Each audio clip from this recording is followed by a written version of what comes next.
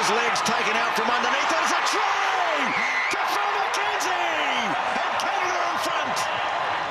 Massive disappointment for Tonga, and this huge contingent of support, but what delight for the Canadians. It's game on. Tonight, mixed martial arts with mixed emotions. The inspiring story of Sanjeev Sharma. Following in the footsteps, Grizzlies forward Ryan Francis has big shoes to fill. And we're talking Canadian rugby in the sports cage. Yeah, fear the beard. It's game on. Game On is brought to you by Jenner Chevrolet Buick GMC. Here for you and in your community on the Old Island Highway. Hello and welcome to Game On, your Sunday night local sports fix. I would be Jeff, this fella is Paul, and we thank you for joining us tonight. Yes, Jeff, we have a great show tonight. Rugby Canada captain Pat Riordan and the bearded wonder Adam Kleberger in the sports cage to talk a little World Cup. Excited for that, plus a look at Victoria Grizzlies, a player whose grandfather is in the NHL Hall of Fame. But we start with a touching story of a local MMA fighter, Paul. Yeah, thank you very much, Jeff. And Sanjeev Sharma has been training at Island MMA for about 5 years now and will be on the card for AFC 7. But just over a month ago, Sanjeev's father was killed in the Victoria Airport taxi tragedy. And Sharma is using mixed martial arts to help cope with the loss. Sanjeev Sharma is one very tough man. Sure, he can hold his own when it comes to mixed martial arts, but just over a month ago, Sanjeev was dealt the toughest blow of his life. His father, Ramesh Sharma, a cab driver in the capital, was killed when a car jumped the curb at the Victoria Airport. You know, you hear a lot, only the good die young, but you know, for the first time in my life, I actually understand what that means. And while Sanjeev is still very much in the grieving process, he turned his focus to the mat. You know, MMA is a way I keep my mind off things. When I'm in here, when I'm training, there's only one thing I'm thinking about, and it's kind of an escape from reality. Along with taking care of his family, Sharma has taken over many of his father's duties since the passing, but mixed martial arts provides an outlet in what must be a very confusing time. Kind of like it's a stress relief and kind of keeps me focused, keeps me in a routine, and it's just a way to focus on one thing, and when I'm in here, I'm thinking about this and nothing else. I don't know if you know, anybody can really truly ever get over, you know, the circumstances of that, but what you can do is help yourself in the right kind of ways, really using, you know, this outlet as the best relief, you know, and release that he can. Sanjeev will take to the octagon on November 5th for AFC 7, and he knows his dad would be very proud of him for turning this negative into a positive. There's a lot of things in my life where he was really proud of, and this was a big part of that, and he knew that when I was doing this, my mind was really set on just keep my life very positive. And while Sanjeev will have lots of support at the fight, he will also have one special person looking out for him. Honestly, everything I do, I think about what he'd be saying to me and advice that he always gave me, and from the littlest things to like things about training. I know if I told him I was fighting right now, he'd be like, all right, just be safe and remember to tell your mom this is your last one. Very powerful stuff. We wish Sanjeev the best of luck November 7th at the fights at Bear Mountain Arena. I'll tell you, it must be just a tough time for the family. Yeah, no kidding. A fighter in every sense of the word. All right, well, it was a very busy weekend on the local sports front and a very good weekend for the Victoria Royals. Yeah, and I'll tell you, Paul, not many people would have pegged the Victoria Royals to be leading the BC division in their first WHL season, but after a couple dramatic wins over the Kelowna Rockets this weekend, the boys in blue sit in first with 12 points on the season. Let's check it out. Game one of the two-game series when Friday night it was wild. The Royals down 5-2 midway through the second period. Things aren't looking good until Zane Jones finishes with authority, pulling Victoria back to within 2. Nice work, Zane. Then in the third, the onslaught begins. First, Jones scores his second of the year from way out. Then Parksville's Cade Pilton gets stopped, but Jamie Crook notches the rebound. Nice. Evens the game at 5 with still plenty of time to go. But the Royals take a bad penalty, and when it looked like their luck might come to an end, Lucas Kralik steps out of the penalty box. Breakaway. Nice. He scores. That gives Victoria a 6-5 lead as they score 5 unanswered while out-shooting Kelowna 15-3 in the third to stage a 7-5 win. Yes, but not done there, Paula. No, they weren't. The Cardiac Kids were back at it last night against Kelowna, and once again trailing midway through the third. But fear not, the captain, Hayden Rintoul, steps into the slot on the power play and snaps it home the tying goal and sends this game into overtime. And check out the silky smooth work of Mr. Kevin Sunder. Beauty pass to D-man Jesse Zergregan. He pops the water bottle with a great one-timer, and the Royals take 4 points from Kelowna. A wild weekend at the big rink on Blanchard. Well, it was an exciting game. The group in there makes it exciting for the people, without question. I thought it was a pretty solid game from start to finish. I thought we started good, the energy was good, and I think we didn't have a lot of lulls throughout the game. The guys came to work tonight and were rewarded. We just got to show up. You can see the big difference between when we're going and when we're not. And if we do that more consistently, we're going to have a really good year. Meanwhile, semifinal Saturday in the BCFC as the first place VI Raiders hosted the fourth place West Shore Rebels to Caledonia Park. Undefeated Raiders wasted no time in this one. Score already 7-3, and Vancouver Island QB Jordan Yance gets to work with his big arm, airing this one out to Whitman Tamusiak. Check this out. He makes the great catch and shakes the tackle to get in for the major. Great catch, but a not-so-great celebration for the Mill Bay kid. Weird. It's 14-3 Raiders. Sure, he heard about that, but the Rebels do not quit late first. Kat Todorovic is going to find Vinny Canada. He'll take it from there all the way to the house to make it a 14-10 game, and the Rebs right in the thick of it. That didn't seem to phase the Raiders. Second quarter, Yance hands to Ashton Galloway, and Galloway is going to get away from everyone. Hightails it all the way to the promised land for another major for the black and red, and the Raiders led this game 35-10 at the break. All right, let's jump to the second, and Yance will put it out of reach. Another long bomb to, you guessed it, Whitman Tamusiak. The kid is great. A second touchdown of the night, and this time, Paul, a better celebration as the Raiders go on to win this one. 49-17, the final, meaning the Rebel season is over. The Raiders will host the BCFC final next Saturday at Caledonia Park. Oh, I thought it was a hell of a game, man. I thought West Shore brought it, and you know, like I said all week, they always play their best football in the semifinals, and they're such a physical team, and you know, we're lucky to get some points and make them pass the football, but I'm just really proud of how our guys responded, and it's playoff football, and all that matters is to win and get to the next game, and we're in the championship game again.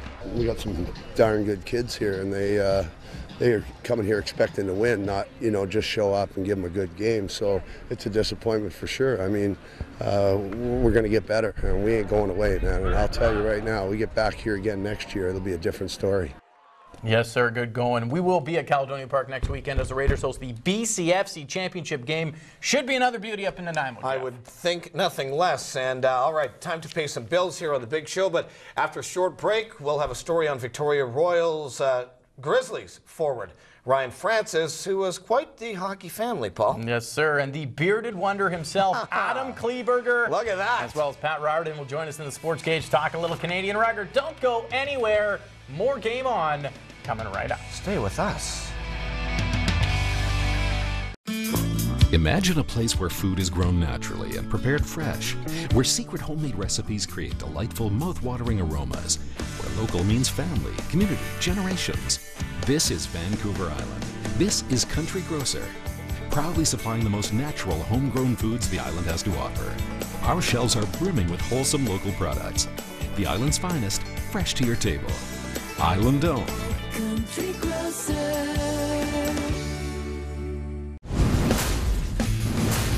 Spankin' Sports in Victoria is your one-stop shopping headquarters for volleyball, soccer, and rugby. This is not just another sports store. Whether you're a player, coach, fan, or official, Spankit has the largest selection of footwear, jerseys, equipment, and accessories in all of BC. Other stores may be bigger, but no one has more selection. Look great, play hard. Spankit Sports. It's an attitude. Taste Pops with Pringles cracker sticks.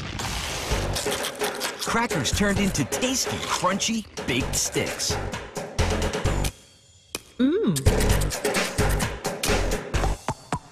Pringles cracker sticks.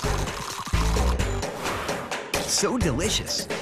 Your mouth will be strangely attracted to them. Everything pops with Pringles cracker sticks. How would you like to save up to $500 a year on your home phone line? Then call now or visit comwavetv.com and get your home phone line for only $14.95 a month. That's right, only $14.95 a month. Plus, get all your features free, including free voicemail, free caller ID, free call waiting, and much more. And you can keep your existing phone number. Why pay $40 or $50 a month for a home phone line when you can get the same crystal clear quality for only $14.95 a month? Plus, all your features free, including free voicemail, free caller ID, free call waiting. Want more? Call right now and you'll get 6 months absolutely free. That's right. Call now and get your home phone line for only $14.95 a month, all your features free, plus 6 months absolutely free. Call 1-866-279-1779. That's 1-866-279-1779. Limited time offer. Call now.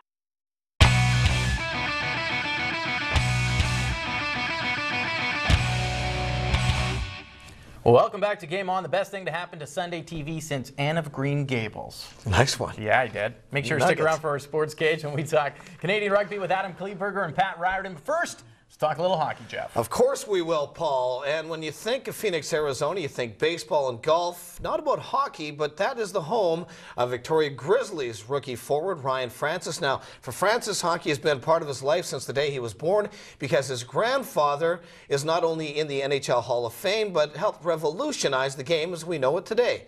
Magic Mike Walker has the story. It's not often a kid growing up in the heart of the desert has ice in his blood. But for Grizzlies rookie Ryan Francis, the game quite literally runs in the family. I'm lucky enough to have the opportunity for my dad to be coached by my dad, who coached the Coyotes and stuff. So coming up here, it's a great opportunity. So he's got a lot of hockey smarts. Good kid. He's just we're working his way into the lineup. We weren't sure what we were going to see, but he's a real gritty kid. Works hard every night, and he'll be fine. Ryan's father, Paul, played 14 games with the Detroit Red Wings in the early 80s before earning the Jack Adams Trophy as the best coach in the NHL during his 2002 season behind the bench in Phoenix. But the connection doesn't stop there. Ryan's grandfather, Emile Francis, is one of hockey's most storied builders. Here in Montreal, Boston, Buffalo, Chicago, and the rest of our friends. The Cat sat at the helm of the New York Rangers, Hartford Whalers, and St. Louis Blues during his coaching and general management career. Because the new St. Louis Blues have put the check back in the Checkerdome. That all followed 17 seasons playing in the NHL, a Hall of Fame career that includes one of goaltending's biggest innovations. I used a first baseman's glove, put some extra leather on it. And he went out there, they said he couldn't use it, and he used why. But even with all this history behind him, the 19-year-old doesn't feel pressure to succeed on the ice. They've done a really good job not pressuring me, not forcing me to play hockey. Like if they say if I ever want to do something else, they're more than happy to go with my decision. But I mean, it's great to follow in the footsteps, hopefully. The dream to always play in the NHL for any kid that plays hockey, and I think it's no different, especially if you have your dad that's played it. You might even get a little more of it and know a taste of it. So, I think that's a goal for everybody, and you just work hard, and you never know what route you're going to take to get there. I mean, they're the first coach son to win the Coach of the Year, and hopefully be grandfather, father, son. So it's my dream right there. This portion of Game On brought to you by Sopranos Bar and Grill, where fans gather before and after the game. Thank you, Mike. What kid didn't use a baseball glove in net? Sure. Growing up playing road hockey, you usually got the flimsy goalie glove. And so you had to use the baseball glove. That was where it was at. That was old-time hockey, Jeff. Toe Blake, Eddie Shore, Emile the Cat Francis. Nothing old about the most popular portion of our show. What's that? Our Plays of the Week. Plays of the Week is brought to you by Spank Hit Sports, BC's largest selection of soccer, rugby, and football stuff. Start with the rough stuff from down under. This must have not felt nice at all. Ouch, but this did feel nice. Jordan Yance finds Andrew Smith in the end zone, and once again, the VI Raiders off to the BCFC final. Canucks are trying to get back to the big dance as well. This will help Samuelson to Sedin for the sweet upstairs finish. Let's not forget about those Royals. taking care of the Rockets with a beauty from Lucas Krolik out of the penalty box into the back of the net. That's right. October's the best time of year on the diamond. Nelson Cruz knows it, hitting the first walk-off grand slam in MLB playoff history. Beauty. Rangers are back in the World Series. Now, one of several reasons you'll never find me mountain biking in South Africa. This guy, minding his own business. Here we go. Gets floored by an antelope. It's just tough going up Mun's Road for me. Oh, I cannot see that enough. Fantastic. How about this absolutely incredible soccer goal from the German league? Aaron Derdiak takes a pass midair, lobs it to himself, and finishes with the upside-down bicycle kick. That is all kinds of wow. And Dynamite, little action from the hard court, and Camosa Chargers ladies with the cheeky little tip to finish off the College of the Rockies. Nice going, ladies. Even though the NBA's locked out, Rajon Rondo still finding highlight reels. Check out the no-look behind the pack for the alley-oop. That is just sick, as the kids say. SIC. Shout out to Montreal Alouettes quarterback Anthony Calvillo. Pro football's new all-time passing leader with the toss to Jamal Richardson. Too bad the ball ended up in the stands, but Calvillo gets the souvenir back, of course. Finally got it. Finally back to the Save On Food Center for overtime finish to remember Kevin Sander to Jesse Zagragan. The Royals are first in the division after a wild weekend at home. All right, well, it's time for another short timeout here on Game On, but stick around for our sports cage when we open up the set to some of the Rugby Canada boys. Yes, big boys. Yes. And one with a big-ass beard. That's what it is. That is coming up, but first a look at some island standings.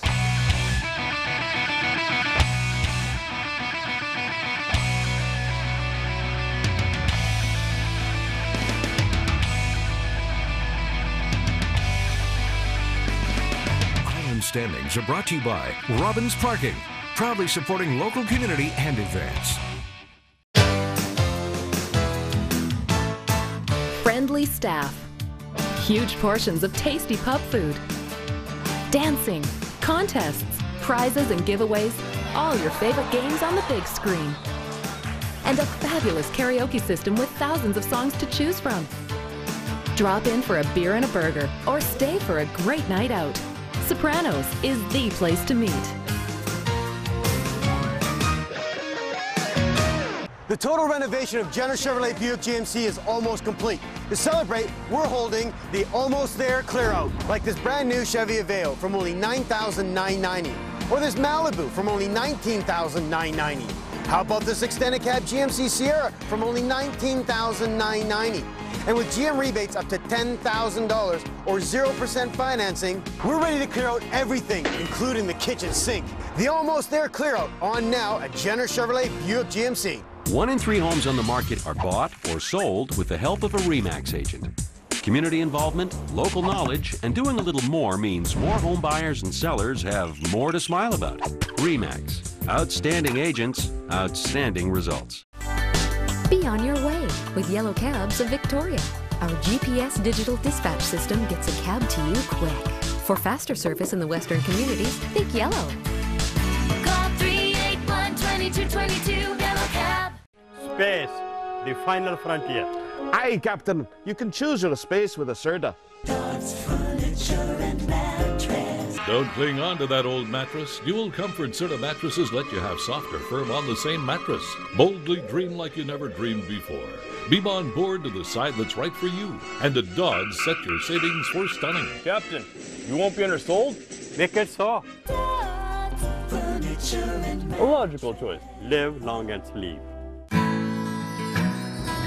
I'm Daryl. And I'm Christine. We support local TV, and you're watching Check TV.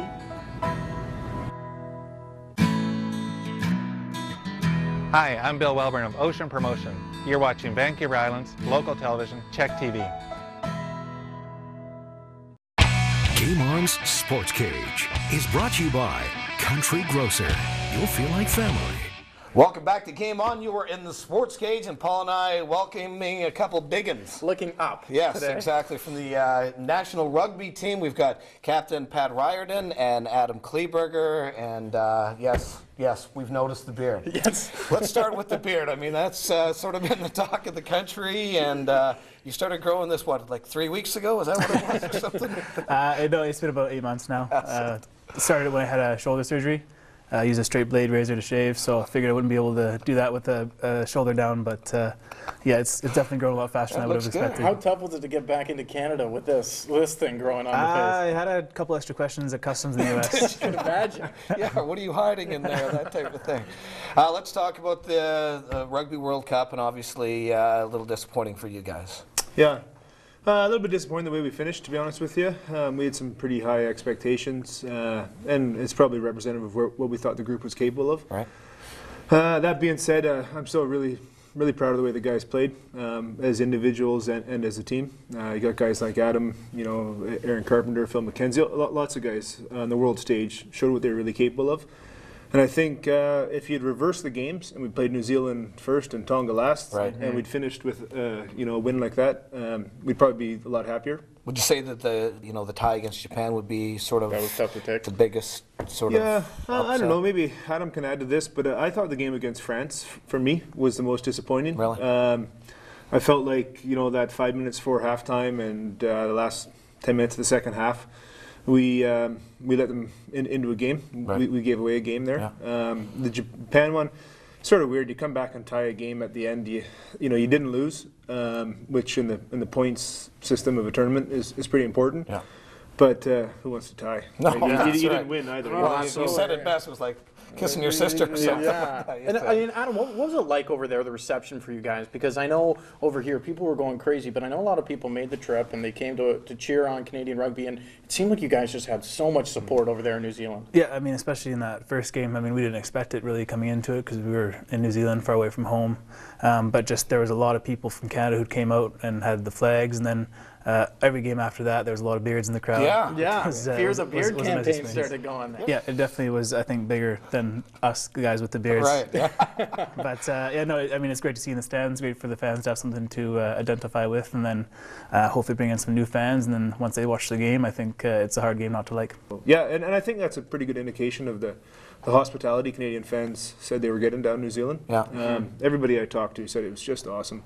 Cool. And I think a big part of that is the play of the guys. The New Zealand public really got behind the Canadian team. A lot of the people were saying we were sort of their second team. Really? And that's the Beards. Yeah, partially, yeah. But yeah, I think because of that, people really got behind us, and they were really hospitable to Canadian fans. Do you think that rugby is starting to get its place in this country, Adam? As far as I mean, it's just sort of been in the back sort of a little bit, but I think that people are really starting to recognize this great program we have and just how exciting the sport is. Yeah, I mean, this is the first time we've really had it nationally televised in quite a while. I think the last one would have been 8 years ago, the World Cup 8 years ago. So just having the exposure to the rest of the general public, I think, makes a big difference. And then hopefully we can move on from there. But Pat, how do we move on from there? Because I think every 4 years we get excited about it, but how do we keep the public excited about it? How do we get young people playing the game? Because I think that's where, I mean, you look at these powerhouses like New Zealand and France, and these guys are breeding these rugby players since they're 5-6 years old. How do we do that? Yeah, well, I think you touched on two important points there. You've got this sort of swell of momentum and attention right now. So how do you keep it going without dipping down 4 years from now, right? And Adam said it, you got to get the game on TV. Whether it's Canada playing or somebody else playing, it's got to be on TV. Right. Sure. That's how kids see it. That's how parents see it. That's how parents understand, hey, this is a real sport. This isn't some real fringe sport that nobody in the world plays except for beer drinkers, right? And the second part is how do we grow the game and keep people playing? And I think they sort of tie in. You get the attention going. Imagine if we had a home game in this country within the next 2 months. Right. It would be packed, right? So we've got to be playing games at home, and we've got to be playing, and we got to market our product, right? Yes. The national team is the product at the moment, and. This program they're starting out in Langford is going to be huge for that. We're going to get some games going out there. They've got the women's program is going to be centralized out of there. And I think that's huge. Those girls are fantastic role models. And not just athletes, but community members. I'm blown away at how active they are. They're all out in the community. They're volunteer, and they're involved with kids sport, stuff like that. Yeah.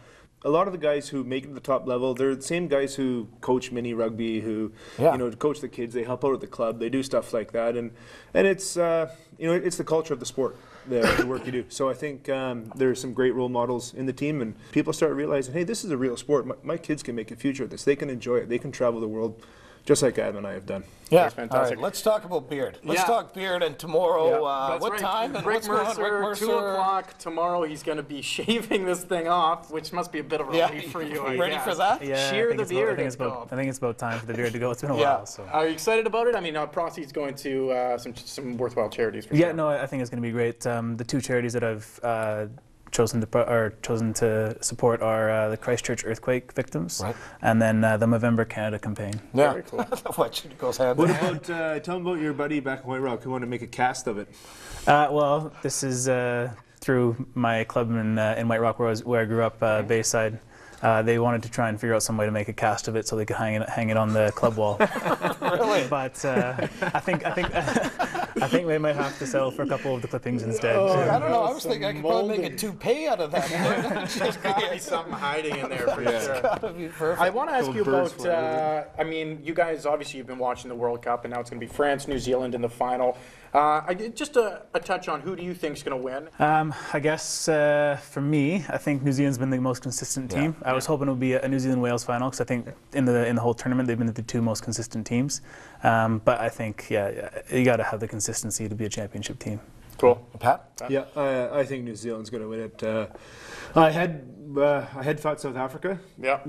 And you know that game they lost against Australia, they had all the ball, they had all the territory, all the possession, but they didn't score enough points. Yeah. So after that, I think it's going to be New Zealand. I can't see France living with it, and I think it's good not only because the tournament's in New Zealand. I think that's sort of a side note. I think the type of rugby they're playing, they are playing exciting rugby. Yes. They're moving the ball around lots, and you know it's good to see it. It will be, if it happens, it'll be good to see a team win by moving the ball around as opposed to kicking it.